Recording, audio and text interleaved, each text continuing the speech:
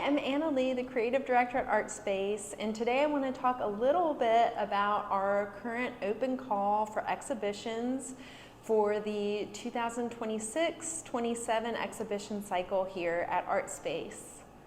So for this call, we've asked for proposals from curators and professional mid-career artists. We're interested in all types of visual art media, and that can also include crossover between the visual arts and other forms of art, particularly with curator proposals. So, for example, in the past, we've worked with a curator whose background was in dance, who wanted to put together a photography exhibition looking at various pieces of choreography that he was passionate about. So that sort of crossover is something that we welcome here. I do want to say a little bit about the mid-career level artists. That can be a pretty broad term. It's essentially, we want to make sure that we're getting proposals from artists who have an established resume, who have experience showing their work, not just in a group show setting, but perhaps have had solo or two-person exhibitions of their work in community spaces like ours, universities, museums. Those sorts of experiences are something that we are particularly interested in looking for in this call. So here at Artspace, we are a 30,000 square foot building. The majority of that square footage is dedicated to working artist studio spaces, but we do have 3 dedicated gallery spaces. This particular call for exhibitions is to fill galleries 1 and 2.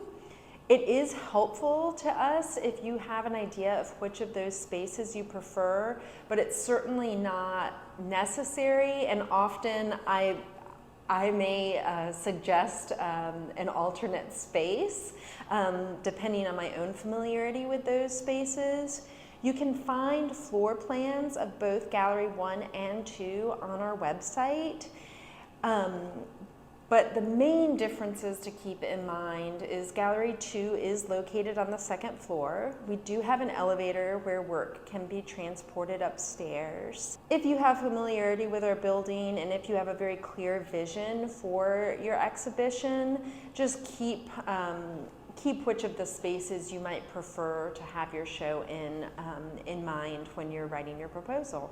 Do make sure as you're putting together your portfolio of images that you have high quality images of your work, that you're presenting a concise body of work, particularly if you are an individual artist proposing a solo show.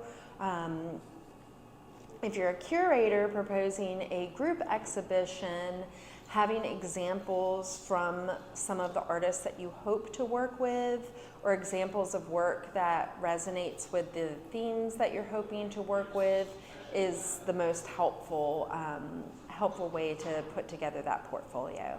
As you're putting together your proposal, it's really important to know that we don't expect all of the work that is submitted in your portfolio to be the work that will be shown in your proposal, especially since we're looking 2 years out from now.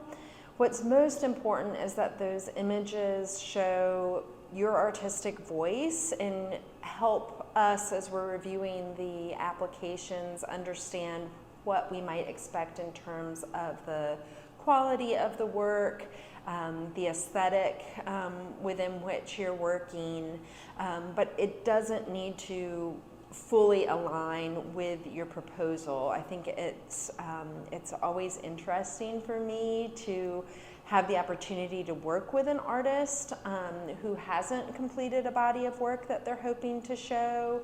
I tend to relish that opportunity for change and shifting as the work takes form and materializes. This is a national call for artists, so please help us spread the word. We want your submissions. I look forward to seeing what's happening across the country when we put out this call for art.